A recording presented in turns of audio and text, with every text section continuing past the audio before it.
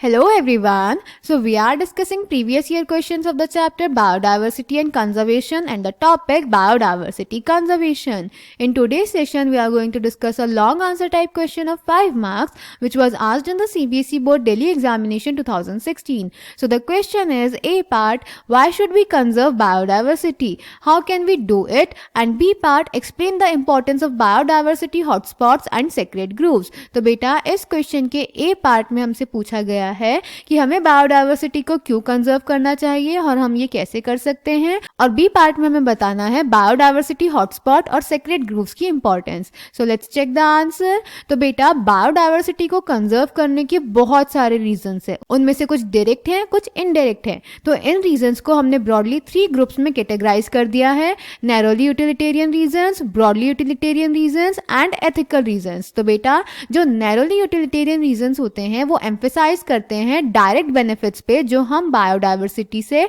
और नेचर से एक्वायर करते हैं. For example food, firewood, fibre, construction material, industrial products और मेडिसिनल प्रोडक्ट्स. तो बेटा अगर बायोडायवर्सिटी नहीं होगी तो ये जितने भी बेनिफिट्स हैं ये हमें नहीं मिलेंगे, इसीलिए हमें बायोडायवर्सिटी को कंजर्व करना चाहिए. देन बेटा जो ब्रॉडली यूटिलिटेरियन रीजंस होते हैं ये एम्फेसाइज करते हैं इनडायरेक्ट रीजंस पे, जैसे इकोसिस्टम सर्विसेज पे. फॉर एग्जांपल जो अमेजन फॉरेस्ट होता है बेटा वो अर्थ एटमॉस्फेयर में प्रेजेंट 20% ऑक्सीजन देता है फोटोसिंथेसिस से. तो अगर सोचो हम अमेजन फॉरेस्ट को काट देंगे, जो कि हम ऑलरेडी काट रहे हैं, तो एटमॉस्फेयर में ऑक्सीजन का एक ह्यूज अमाउंट रिड्यूस हो जाएगा. क्लियर? तो इसीलिए हमें बायोडायवर्सिटी को कंजर्व करना चाहिए. नेक्स्ट जो एथिकल आर्ग्यूमेंट्स होते हैं बेटा ये हमें कहते हैं कि हमें फिलोसफिकली और स्पिरिचुअली समझना चाहिए कि जितनी भी स्पीशीज हैं उन सब की भले ही कोई इकोनॉमिक वैल्यू, कोई इकोनॉमिक इंपॉर्टेंस हो ना हो, उसकी इंट्रिंसिक वैल्यू यानी उसकी एग्जिस्टेंशियल वैल्यू ज़रूर है.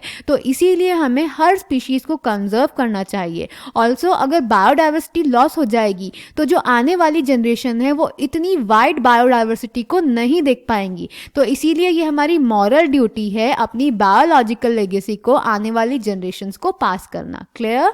सो answer A is there are many reasons to conserve biodiversity, some obvious and others not so obvious, but all equally important. They can be grouped into 3 categories: narrowly utilitarian, broadly utilitarian and ethical. The narrowly utilitarian arguments for conserving biodiversity are obvious. Humans derive countless direct economic benefits from nature: food, that is cereals, pulses, fruits, firewood, fiber, construction material, industrial products, tannins, lubricants, dyes, resins, perfumes and products of medicinal importance. The broadly utilitarian argument says that biodiversity plays a major role in many ecosystem services that nature provides. The fast dwindling Amazon forest is estimated to produce through photosynthesis 20% of the total oxygen in the Earth's atmosphere. The ethical argument for conserving biodiversity relates to what we owe to millions of plant, animal and microbe species with whom we share this planet. Philosophically or spiritually, we need to realize that every species has an intrinsic value, even if it may not be of current or any economic value to us. We have a moral duty to care for their well-being and pass on our biological legacy in good order to future generations. Clear बेटा? Also इसी part में हमें बताना था कि हम biodiversity को कैसे कंजर्व कर सकते हैं. तो बेटा बायोडायवर्सिटी को हम 2 मेथड से कंजर्व कर सकते हैं: in situ conservation and ex situ conservation. In situ conservation को बेटा हम ऑन साइट कंजर्वेशन भी बोलते हैं, क्योंकि इस अप्रोच में हम थ्रेटेंड स्पीशीज को उनकी नेचुरल हैबिटेट में प्रोटेक्ट करते हैं. For example biosphere reserves, national parks and sanctuaries. और एक्स सीटू कंजर्वेशन को हम ऑफ साइट कंजर्वेशन भी बोलते हैं, क्योंकि इस अप्रोच में बेटा हम थ्रेटेंड स्पीशीज को उनकी नेचुरल हैबिटेट से निकाल के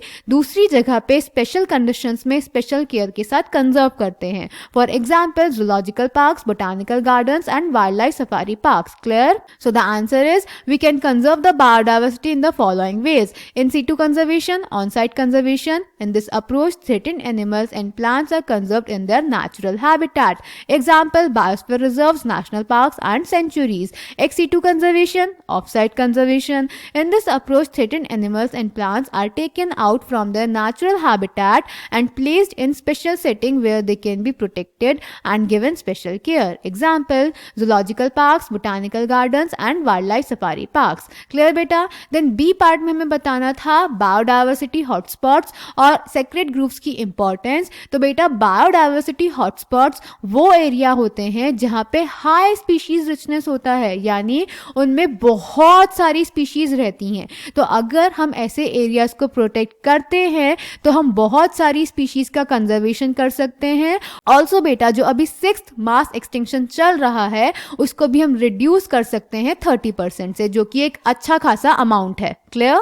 देन बेटा सेक्रेड ग्रुप्स वो एरिया होते हैं जिन्हें हम प्रोटेक्ट करते हैं अपने रिलीजियस और कल्चरल बिलीव्स पे, यानी इन एरियाज को हम बिल्कुल प्रोटेक्शन दे देते हैं और वहां पे रहने वाली जितनी भी प्लांट्स और एनिमल की स्पीशीज होती हैं उन्हें हार्म नहीं पहुंचने देते।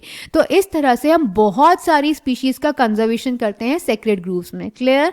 ऑल्सो बेटा इसके बहुत सारे एग्जाम्पल्स हैं इंडिया में। For example Aravalli hills Rajasthan में, खासी और जयंतिया हिल्स मेघालय में, वेस्टर्न घाट्स कर्नाटक और महाराष्ट्र में, और मध्य प्रदेश में सरगुजा, चंदा और बस्तर एरियाज। बेटा जो मेघालय में सेक्रेड ग्रुप्स हैं वो तो बहुत सारी थ्रेटेंड और रेयर प्लांट स्पीशीज के लिए लास्ट रेफ्यूजीज हैं, यानी ये स्पीशीज सिर्फ यहीं पाई जाती हैं और कहीं नहीं पाई जाती। Clear? So the answer is B part. Although all the biodiversity hotspots put together cover less than 2% of the Earth's land area, the number of species they collectively harbor is extremely high, and strict protection of these hotspots could reduce the ongoing mass extinctions by almost 30%. India has also a history of religious and cultural traditions that emphasize protection of nature. In many cultures, tracts of forest were set aside and all the trees and wildlife within were venerated and given total protection. Such sacred groves are found in Khasi and Jaintia hills in Meghalaya, Aravali hills of Rajasthan, Western Ghat regions of Karnataka and Maharashtra, and the Sarguja, Chanda and Bastar areas of Madhya Pradesh. In Meghalaya, the sacred groves are the last refuges for a large number of rare and threatened plants. So I hope this question is clear to you. Thank you.